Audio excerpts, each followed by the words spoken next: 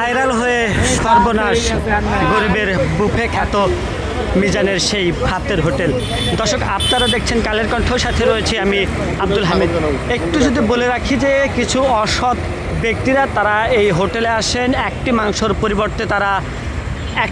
পরিবর্তে তারা দুটি তিনটি করে নেন এবং সেটি ভাতের নিচে লুকিয়ে তারা এটি খান, সেটি বলছিলেন তারা। এবং যার কারণে তার যে সর্বনাশ, তার যে ব্যবসায় যে লস, সেটি কিন্তু হয়েছে। আরেকটি বিষয় আপনাদের জানিয়ে রাখতে চাই, মিজানের দোকান গুড়িয়ে দেওয়া হয়েছে এমন গুজবও কিন্তু ছড়ানো হয়েছে, সেটিও কিন্তু পুরোটাই অসত্য। আজও তার যে ভাতের হোটেল, সেই ভাতের হোটেলটি কিন্তু চলমান রয়েছে। দর্শক, আপনারা দেখছেন কালের কণ্ঠ, সাথে রয়েছি আমি আব্দুল হামিদ।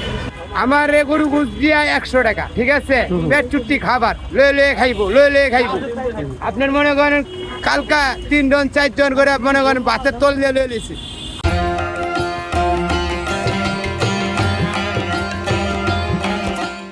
গরু গুছ ভাতের তলে 2টা 3টা করে লয়ে লিছি। আমার লইব 1 পিস 100 টাকা দিয়া, পেট চুট্টি খাবার। মনে করেন গরিবের খাবার এটা। এটা বড় লোক তো মনে একটা রেস্টুরেন্ট দিয়ে একটা ভালো একটা হোটেলে গেলে মনে করেন 200 250 300 টাকা ভিড় হয়। এই জায়গায় কম খাবার দিকে কম দিয়ে মনে করেন ব্যবসা হইতে হবে।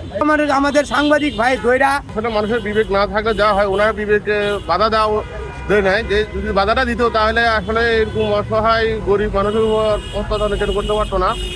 আর যার মধ্যে বিবেক নাই সে তো এটা করবে, কিন্তু আমাদের উচিত যে যার যেমন খাবে তার খাইয়া তার বিলটা তার একটা কোটা আছে, কোটা রেখে যাবে।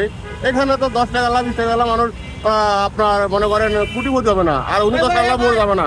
19 টাকা কিন্তু আখের পাবে, আখের এই কারণে আমার বড় করে পাবে। উনি বলতেছে আমার বর্তমান দরকার নাই, এই কারণে আমি ওই কালে পাবো, সমস্যা নেই। তবে মানুষের বিবেক না থাকলে যা হয় তাই হচ্ছে। আমি কি বলবো, মানুষের বিবেক বিহীন লোক।